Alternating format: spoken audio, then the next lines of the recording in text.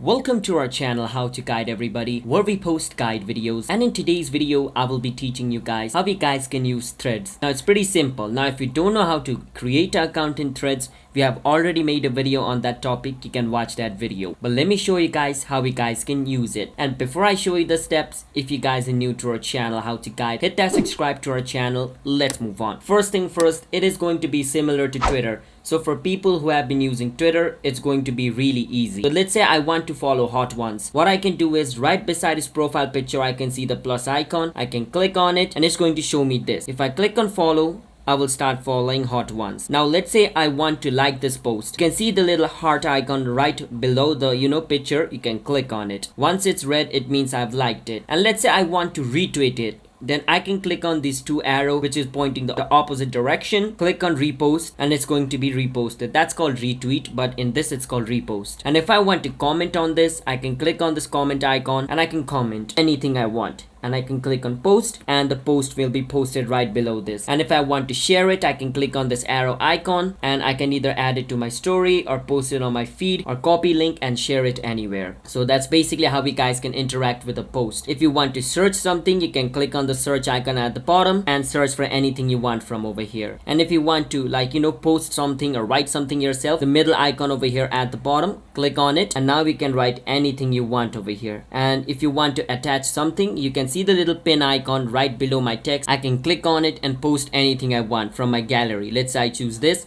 Click on add. It's going to be added over here. Now I can just click on post and it's going to be posted. And if I want to see who has liked my post, I can click on the heart icon at the bottom. It's going to show me all the interactions I have. If I want to check my profile, I can click on this little person looking icon at the bottom right and it's going to show me profile and all the things I've liked and posted over here. So yeah, that's basically how you guys can use threads. It's that simple. It's similar to Twitter, to be honest. So hit that subscribe to our channel How to Guide. I'll see you guys next time.